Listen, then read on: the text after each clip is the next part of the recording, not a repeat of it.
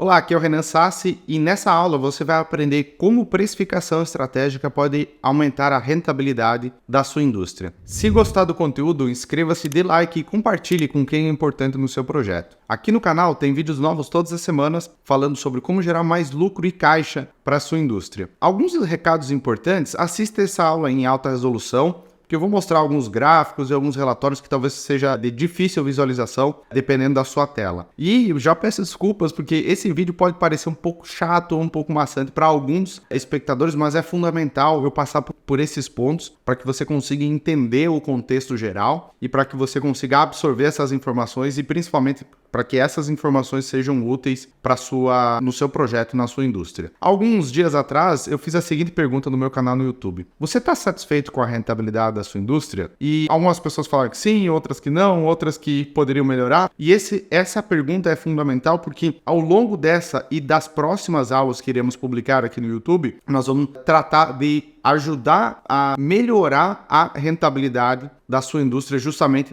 para aquelas pessoas que não estão 100% satisfeitas com a rentabilidade. Nós vamos tratar de estratégias e táticas para melhorar esse principal indicador na sua indústria. E dentre os fatores que afetam a rentabilidade da empresa, existem internos e externos, e eu quero começar falando sobre os fatores externos. Alguns meses atrás, o ministro da Economia deu a seguinte declaração: algumas empresas chinesas praticam concorrência desleal com vendas virtuais para o Brasil, diz Haddad. Ou seja, a indústria chinesa fabrica, vende no Brasil, muitos desses produtos não são taxados, o que é bom para o consumidor, mas é péssimo para a indústria, que causa uma concorrência desleal, porque a China não tem as mesmas regras trabalhistas, não tem os mesmos encargos e compete diretamente com indústrias brasileiras que, como todos nós sabemos, têm encargos trabalhistas e impostos altos. Outra matéria do G1: em 6 anos a indústria brasileira perdeu 28 mil empresas e 1,4 milhão de postos de trabalho, aponta o IBGE, fruto de uma conjuntura de macro e microeconomia em que eu vou começar a apresentar a partir de agora. Historicamente, a nossa taxa Selic, nossa taxa básica de juros brasileira, é alta. Apesar de, quando nós olhamos para esse gráfico, ela mostra uma tendência de baixa nos últimos 24 anos, mas uma tendência de baixa ainda assim convivemos com uma taxa média de 8, 10, 12% ao ano, o que é, para padrões mundiais de países desenvolvidos, extremamente alto. Eu quero apontar 2 itens aqui, em relação à taxa Selic e o outro em relação ao custo do crédito no Brasil. Então eu peguei um recorte aqui de 2013 a 2023, fonte do Banco Central, e quando nós juntamos esses 2 fatores, uma taxa Selic alta com um custo de crédito alto, nós temos uma tempestade perfeita para a indústria, porque do lado da taxa Selic, para o consumidor comprar um sofá, por exemplo, de R$2.000,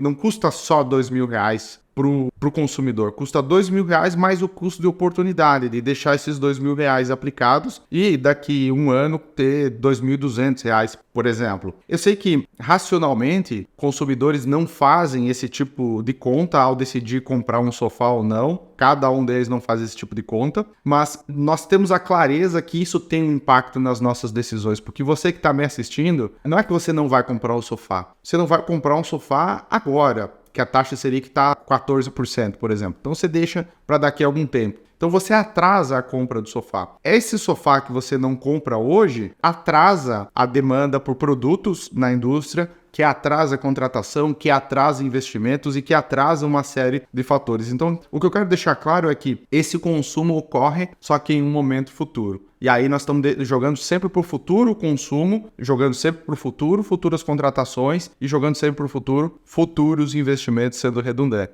Então, quando eu olho para a taxa Selic, eu olho muito mais para o lado da demanda, o quanto ela afeta a demanda de indústrias brasileiras. E quando nós viemos para o custo do crédito, na minha opinião, ele está muito mais ligado com a oferta. Ou seja, se eventualmente tem uma demanda alta por determinado produto, eu preciso de crédito para poder investir e para poder atender determinada demanda. Quando nós olhamos para o gráfico, apesar de termos esse V em novembro de 2020, que foi quando a taxa Selic baixou muito, então olha só, em 2020 a taxa Selic chegou a 2,75%, 2,75, o menor patamar histórico dos últimos 24 anos da taxa Selic, mas olha o custo do crédito. Esse V está alinhado com a taxa Selic de 2020, é o mesmo 2020. Quando nós olhamos aqui, está acima de 16%. Ou seja, nós temos uma taxa Selic de 2,75%, mas nós temos um custo de crédito acima de 16%. O que, historicamente, é muito alto, mesmo principalmente comparando com outros países desenvolvidos. Então, quando a gente olha para esse tipo de custo de crédito, obviamente,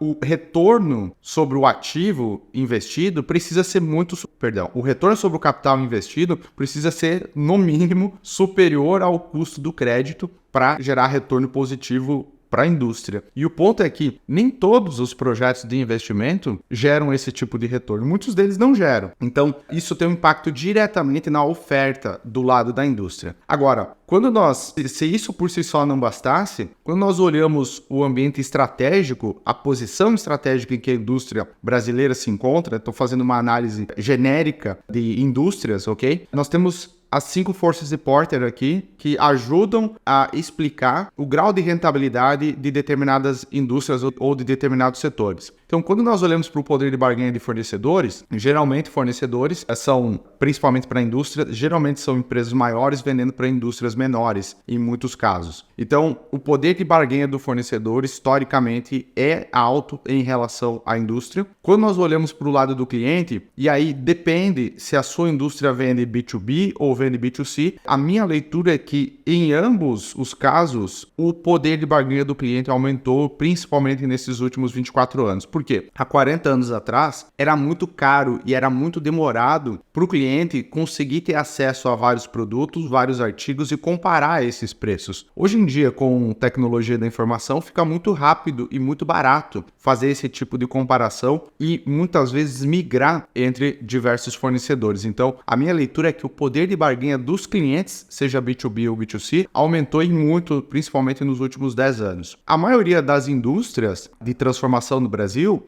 praticamente não tem barreiras de entrada, a não ser alguma legislação ambiental ou algo relacionado a isso, mas praticamente não há barreiras de entrada, a não ser legislação e, eventualmente, capital investido. Quando nós olhamos para a ameaça de produtos substitutos, que é essa parte direita, eu acho que é semelhante ao poder de barganha dos clientes. Há 50 anos atrás, 40 anos atrás, existia e sempre existiu e sempre irá existir a ameaça de produtos substitutos para a indústria. A diferença, na minha opinião, é a velocidade que esses produtos ganham o mercado e competem com artigos que você, por exemplo, está produzindo hoje. Há tempos atrás, era mais demorado para a indústria, para esses produtos substitutos, ganharem mercado e começarem a competir. Hoje em dia, mais uma vez, com tecnologia da informação, é muito barato e é muito rápido para que esses artigos ganhem mercado e sejam anunciados e sejam promovidos, independente B2B ou B2C. Se tudo isso não bastasse, o aumento da rivalidade entre concorrentes tem se intensificado nos últimos anos. Quando nós olhamos para diferentes países, por exemplo, e para economias mais aquecidas, como é o caso da economia chinesa e também da economia americana, a rivalidade entre concorrentes existe. Porém, a minha leitura é que é muito mais uma rivalidade do ponto de vista de oferecer mais produtos e ganhar mercado. E quando nós olhamos para a realidade brasileira, a leitura que eu faço é que essa rivalidade existe, mas muito mais voltada para um lado de sobrevivência do que para um lado de crescimento. Então, a rivalidade brasileira está muito mais voltada para eu preciso proteger o meu market share, eu preciso proteger a minha base de clientes e a minha rentabilidade. Então, quando nós juntamos todos esses fatores, eu criei aqui um resumo, se você quiser tirar talvez um print assim desses itens, é a leitura que eu faço dos principais fatores externos que afetam a rentabilidade da indústria brasileira. E agora, falando sobre fatores internos, eu preparei algumas telas aqui. Essa primeira é do Instituto de Estudos para o Desenvolvimento Industrial, com a seguinte manchete: ociosidade e custos ameaçam a indústria como um ano perdido. Essa matéria é de 31 de janeiro de 2022, então foi no início do ano mais grave da pandemia. E quando nós pegamos um estudo sobre a utilização da capacidade instalada, esse estudo é da CNI e da FGV, ou seja, utilização da capacidade instalada, o quanto da capacidade instalada nós estamos utilizando, obviamente, mas quando a gente faz a conta inversa, quando nós pegamos 100% e diminuímos esse número, nós chegamos na capacidade ociosa. Então, nós temos 3 grandes momentos aqui. O primeiro deles é de 2003 a 2008, em que a utilização estava acima de 80%. O segundo momento é de 2008, que aí teve a crise americana, que tem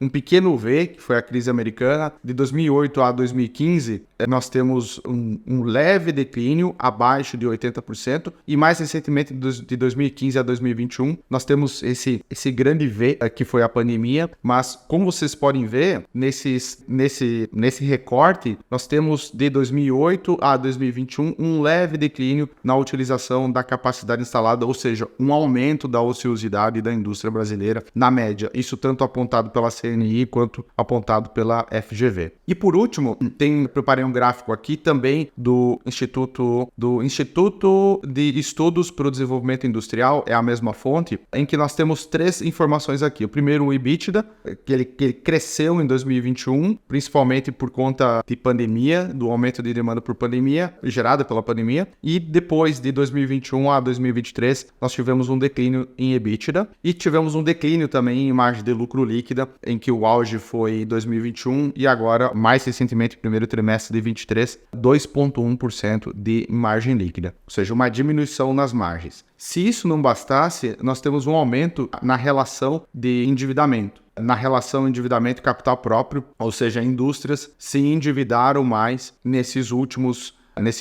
anos. Ou seja, tudo isso para resumir que a indústria brasileira encontra-se em meio a um fogo cruzado. Há ameaças externas, ameaças internas da própria indústria, e isso tudo põe uma pressão enorme sobre a rentabilidade e a necessidade de ser mais competitivo. Então, o resumo é que todos esses fatores impõem à indústria brasileira a necessidade de ser mais competitiva. E, dito isso, feito essa primeira metade da aula, em que eu tratei muito mais do contexto em que a indústria brasileira está inserida, agora eu quero começar a explorar alguns fatores mais internos e o que a indústria pode fazer para reagir e para ser mais competitiva nesse ambiente tão hostil a esse setor industrial. Então, eu preparei uma curva de demanda aqui, onde no eixo vertical nós temos preço, no eixo horizontal nós temos quantidade, e há 40 anos, 30 anos atrás, a indústria brasileira ela podia se dar o luxo de atender somente segmentos, ou seja, segmentos que geram muita margem. Com o aumento da competitividade nesse primeiro milênio, de 2000 a 2010,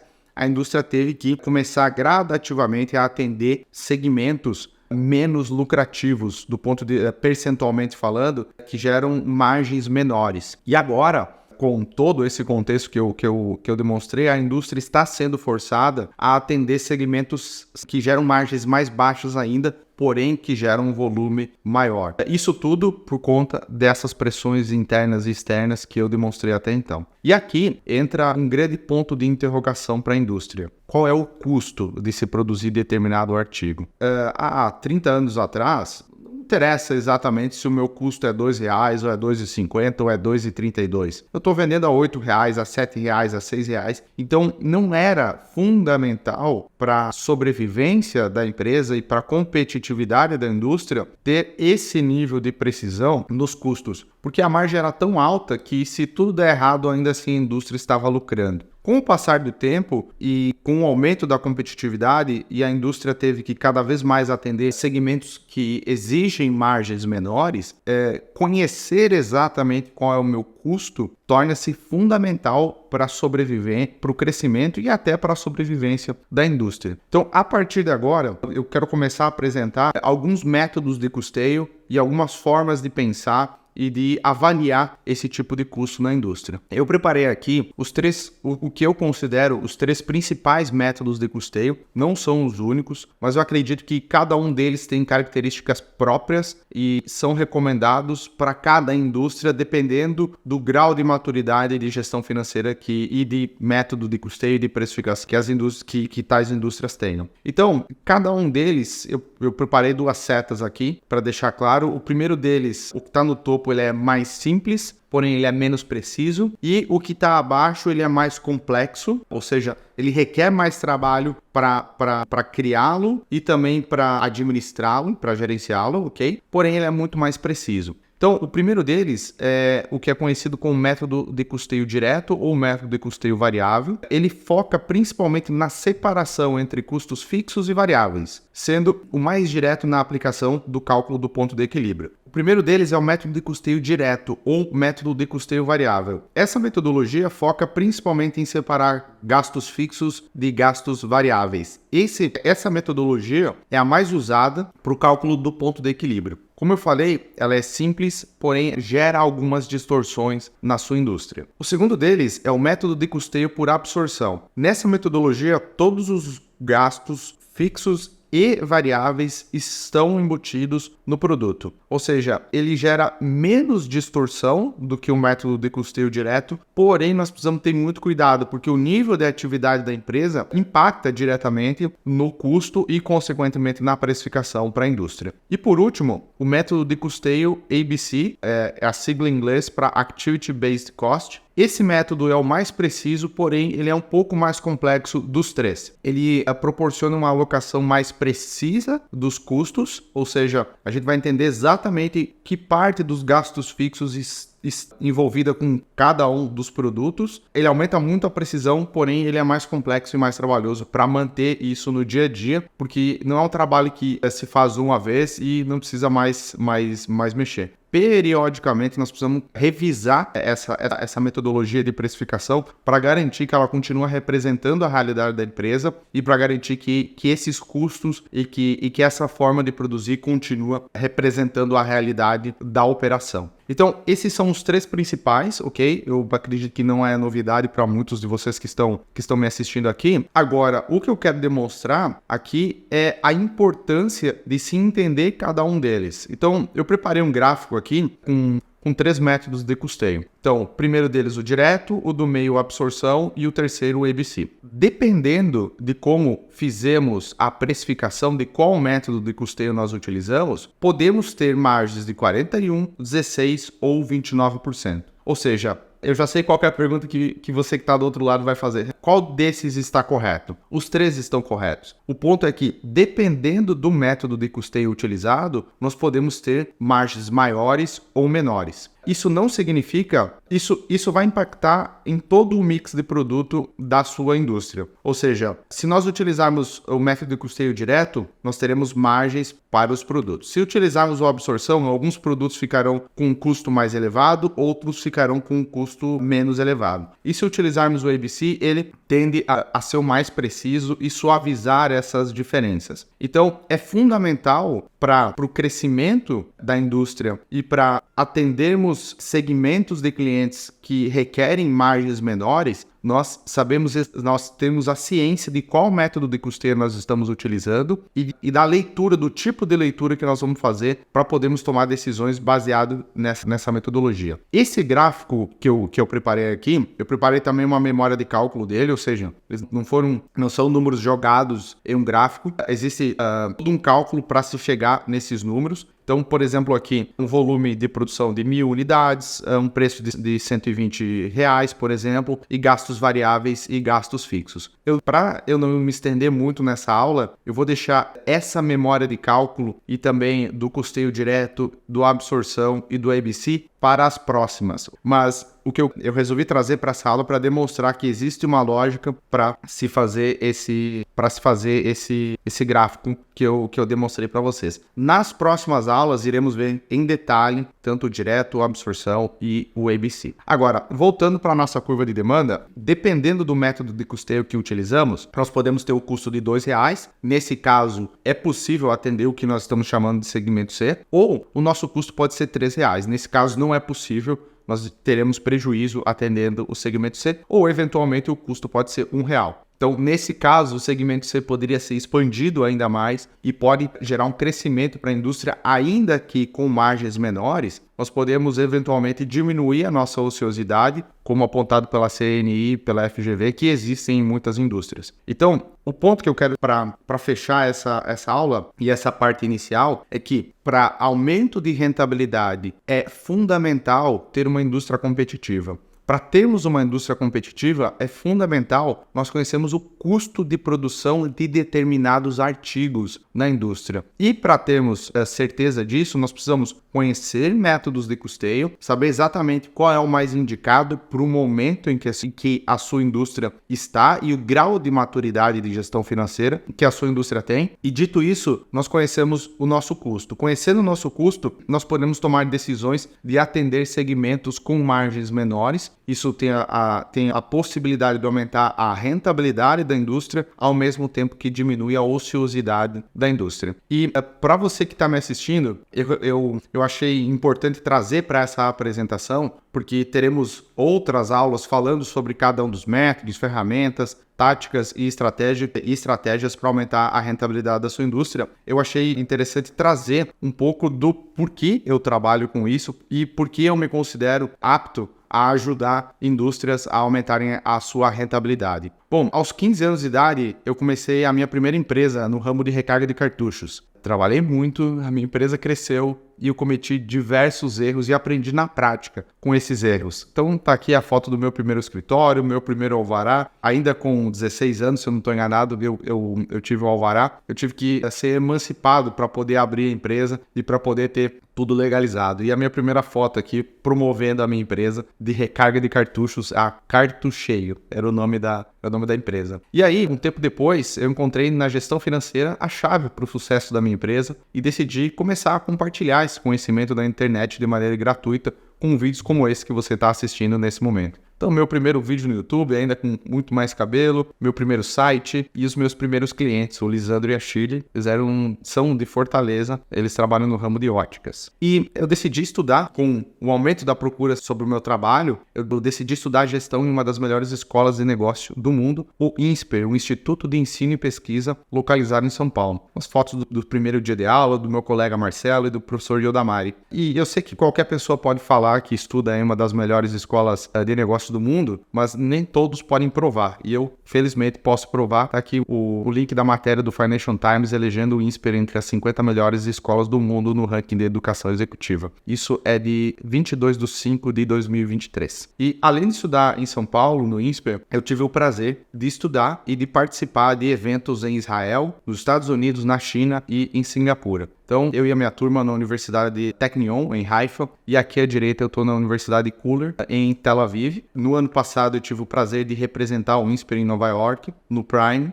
O Prime é um fórum global sobre capitalismo consciente e eu fui convidado para representar o INSPER e ministrar um workshop para outros professores de administração. Então aqui à direita eu estou ministrando um workshop para professores do Tennessee, professor de Nova York, enfim. E mais recentemente tive o prazer de visitar a China, a Academia de Ciências Sociais de Xangai e também o Departamento de Engenharia Química de Tsinghua. E também tive o prazer de visitar e de estudar em Singapura, na universidade, na SME, que é a Singapore School of Management, e aprender com os melhores daquele país. E para resumir, para expandir ainda mais o meu trabalho, eu decidi estabelecer um escritório e construir um time de ponta para me ajudar a profissionalizar a gestão financeira de indústrias e aumentar a rentabilidade de mais empresas no Brasil. Essa aula fica por aqui. Foi uma introdução sobre como precificação estratégica pode aumentar a rentabilidade da sua indústria. Nas próximas aulas, falaremos sobre métodos de custeio, sobre ferramentas, estratégias e táticas para aumentar a rentabilidade da sua indústria. Meu nome é Renan Sassi e até a próxima aula. Um abraço.